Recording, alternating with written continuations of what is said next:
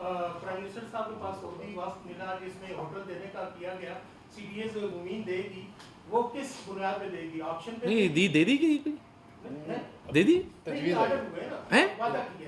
نہیں وعدہ کوئی یادداشت پہ دستخط ہوئے. دیکھیں نا, میری آپ سے گزارش ہوگی, آپ تمام سے گزارش ہوگی, دیکھیں خبر اس پہ بات کریں جو تصدیق شدہ ہو.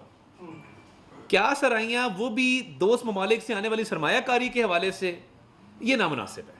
دیکھیے جب تک کوئی کسی یادداشت جس کو میمورینڈم آف انڈرسٹینڈنگ کہتے ہیں دستخط نہ ہو, جب تک کسی معاہدے پر دستخط نہ ہو, میں سمجھتا ہوں کہ یہ کیا سرائی مناسب نہیں ہے. اور دوسرا دیکھیں ٹورزم سیکٹر کے اندر انویسٹمنٹ آنی ہے اور وہ بالکل آنی چاہیے. اور ادھر ایک ہوٹل مافیا پاکستان میں ایگزسٹ کرتا ہے جو ہوٹل کی کوئی اور چین آنے نہیں دیتا. آپ کا اسلام آباد دارالحکومت ہے, میں آپ سے علیحدہ بات کروں گا, کتنے ہوٹل ہیں یہاں پہ اسلام آباد کے اندر؟ میری فیملی 1964 سے بیٹھی ہے G6 سیکٹر میں اسلام آباد میں.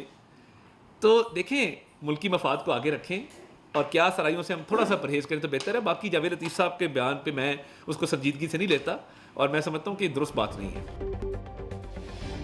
جیو پاکستان کے لیے